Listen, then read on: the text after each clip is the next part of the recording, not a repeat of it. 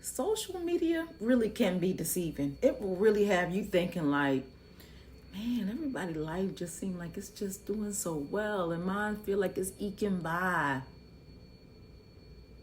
That was me a year ago. A year and a couple of months ago. People, they always look at, the stuff that I'm doing on social media, and I don't over accentuate nothing that I do. I literally am doing what I say that I'm doing.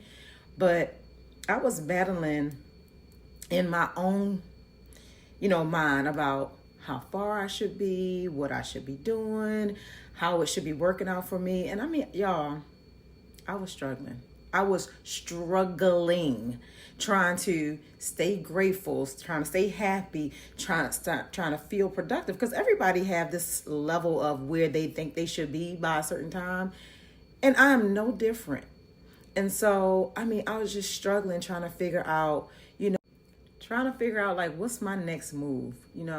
I've been a salon owner for years. I've been an entrepreneur my whole adult life. I have my coaching business. I'm a speaker. I'm an author. I have my business in Turks and Caicos. So on the outside looking in, people are like, girl, you doing good. I just didn't feel like I was. I didn't feel like I was really making a dent. Because here is the misconception of entrepreneurship. People think, oh, you own your own business, you good. Other entrepreneurs, I want y'all to chime in. You're not always good. A lot of times you by yourself trying to figure it out. And I remember hearing the acronym of having a job, J-O-B, is just over broke. Well, what the heck is entrepreneurship? Because sometimes you don't know. Entrepreneurs, please chime in on this. You don't always know. And so going through the process of like reevaluating all of the business choices that I made, right? So let's dissect this, because this is what I had to do. And I want you to be honest with yourself and do it too. Because on the outside, you want everybody to think, oh my God, but you're the one to sit with yourself and you start to really go through that, right? So with my salons, it's great, good money, but it's also a lot of expenses, a lot of like the insecurities or inconsistencies. That's what it is.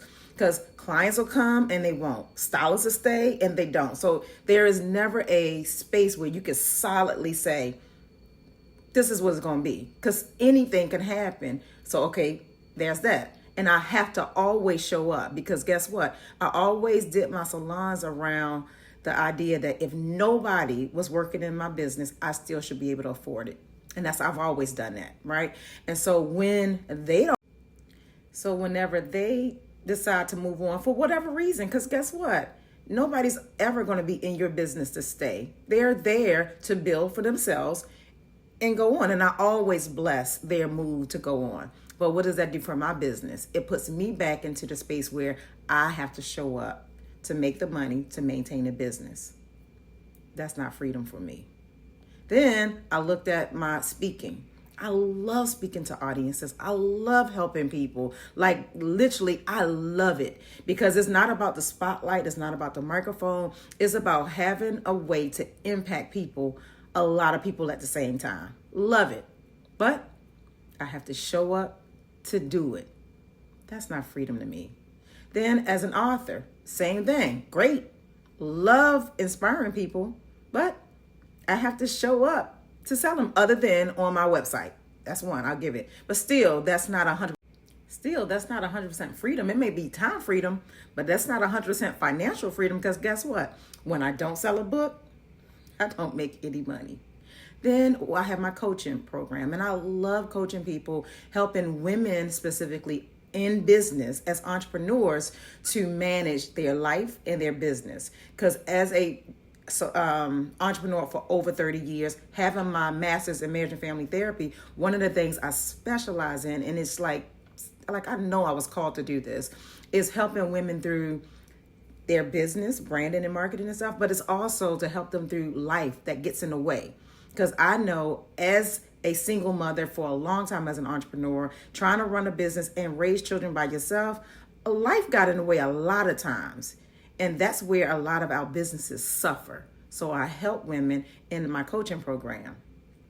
But when somebody doesn't when they didn't sign up or stick around or stay long or do the work or life gets in the way, then guess what? My business is on hold. Or when my business is thriving, the old model of my coaching business, I was locked and chained to my Zoom, like meeting after meeting after meeting. I love the people, I love the work, but that's not freedom for me. And I really started dissecting like, okay, Erica, what are you doing? Because you just keep creating opportunities that require you to be there. When will you ever get the freedom that you're looking for? Because like, truth be told, when you own a business, you should be able to walk away and still make money. Do you have that? I didn't. And that's where I was struggling. So here I am at a crossroad. Like, okay, Erica, you cannot keep creating new businesses that's going to require you to always be there, because you will never have the freedom you're looking for. I remember when Onyx was a little girl, her dad was an entrepreneur, I'm an entrepreneur, and I remember her coming into one of my salons, and one of my clients asked her, like, so Onyx, what do you want to do when you grow up? This is what my little feisty Cancer said. She said, when I grow up, I want to own my own businesses. I want multiple businesses that I want to own, and I don't want to work in any of them. And at first I was like, excuse you, how are you going to own a business and not work in it? How did I even think to say that, right? And when she said that, I was like, facts. From the mouth of babes, facts. That's real ownership. That's real entrepreneurship. So the search was on. I started looking at franchising. Too expensive, because I wanted to franchise salon studios. But I had to pay over $500,000 for it to be up and running, and then pay the franchisor monthly. Too much, too long. And so I could do my own salon studios. I could do that. But guess what? That same reality. If everybody isn't in there and renting out those suites, crunch time, scared business. I got to do something. Don't want that. Then I just started looking at model after model after model. And I know a lot of people probably not going to agree with me when I say this, but this is where I found it in. I found it in network marketing. Everybody run from that one word. Everybody run from it. But I started to study the industry. Because one of the things I did know is that the industry is not a bad industry. As a matter of fact, every business model uses network marketing. Let me give you an example. I moved to Georgia from Baltimore as a hairstylist in college. I didn't have a client. I didn't know anybody. How did my clientele build so crazy fast that I was making more money than my instructor?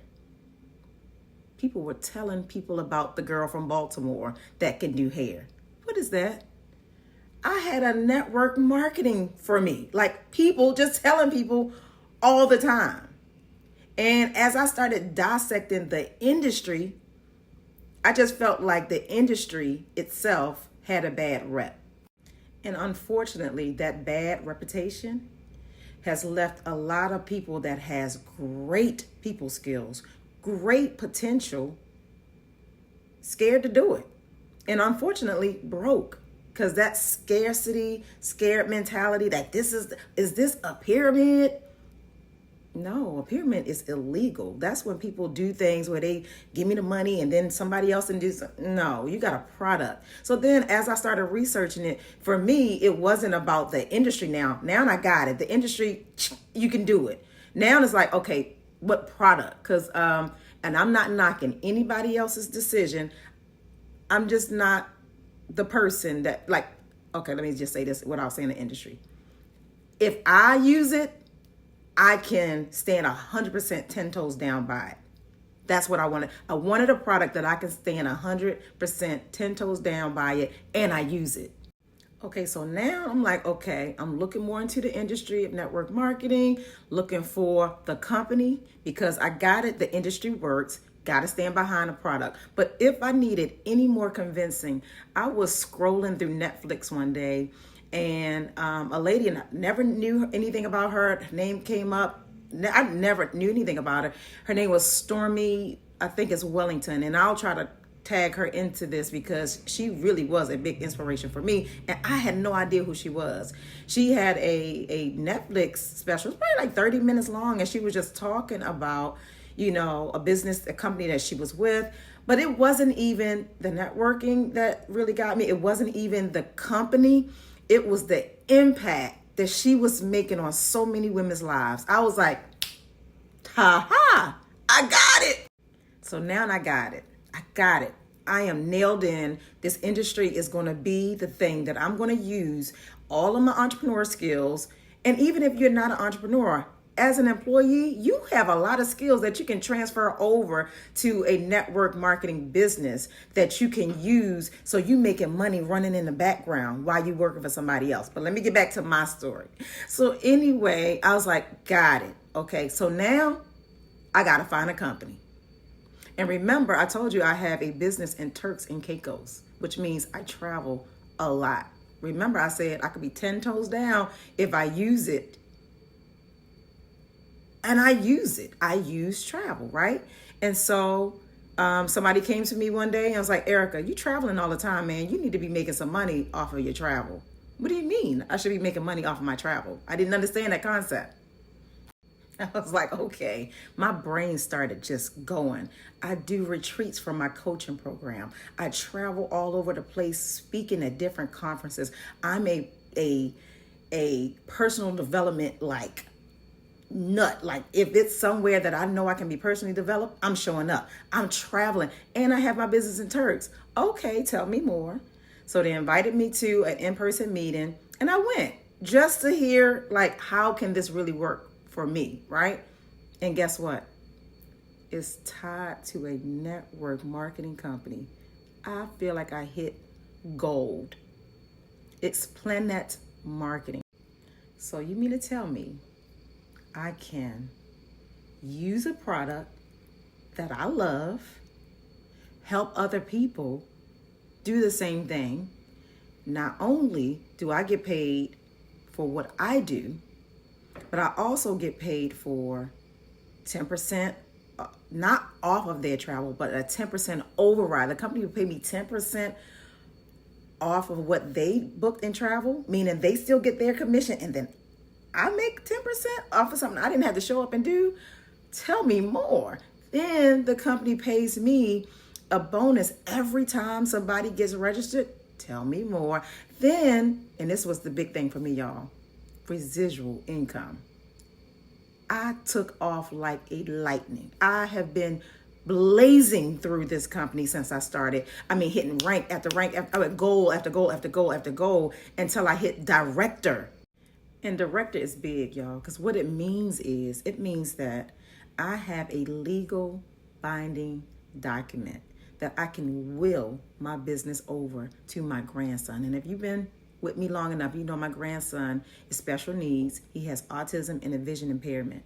He don't ever have to work as long as his Matu have strength in her body and all the skills to not only help other people, achieve their goals and live the life that they want, but also create residual. Because remember, all of those businesses I just told you about that I so proudly own, there is no residual income with that. If I stop breathing, those businesses stop going. Yeah, I have life insurance, but guess what? If my daughter doesn't manage it well, will my grandson have money for his lifetime? No. So what am I trying to say with all of this? Dissect for real the path that you're on, because the last thing you want to do is be climbing a ladder against the wrong wall. That's what I was doing. I was climbing my ladder against the wall of entrepreneurship.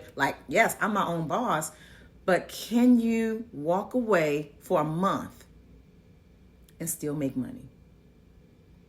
That was the tough question that I had to answer. And my answer was no. So in all this, dissect the way that you are producing income. Even if you're working for somebody, can you leave your job for a month? You might have sick pay and pay leave and all, but when that expires, can you still make money while you're gone? And if the answer is no, dissect it and like lean in and do something that you've never done. Some people say that they've done network marketing before, but was it done correctly? And when I say correctly, I mean, did you have the right leadership? Did you have the right support? Did you have the right product that you could even stand 10 toes down behind? And did you really do the work? Because that's what I'm finding out. A year in, people say they want it, and they will come up with every excuse why they can't do it. And even the excuses is nobody wanted, nobody believed me. I'm afraid what people might think of me. Like, think about my entrepreneurial, endeavors. I could have been afraid, like, people are going to think I failed in business if I'm doing network marketing. Heck no. People were going to be like, girl, you figured it out. That's what I told myself, because it's all about the story you tell yourself. So now, what story are you telling yourself? Figure that out. And if you need me to help you dissect it, I got you.